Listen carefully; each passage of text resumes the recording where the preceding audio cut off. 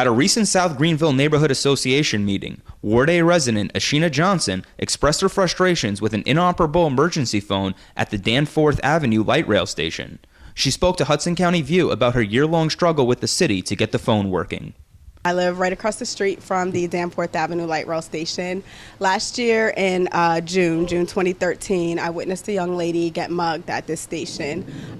It immediately frightened me to learn, after speaking to the police officers, that there's cameras on the platform but not cameras up above the steps where the young lady was mugged at. Coincidentally, about a week later, there was an emergency pole installed with the cameras and the phone on it, but it was wrapped. And it remained wrapped for a year. Fast forward to 2014, the pole is still partially wrapped. The cameras are operable, but the phone is not connected.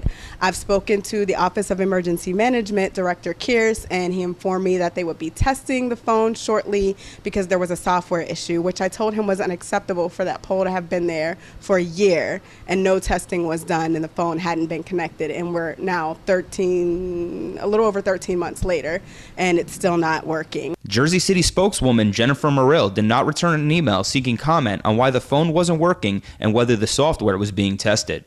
Finally, Johnson explained why getting the phone working was so important to her.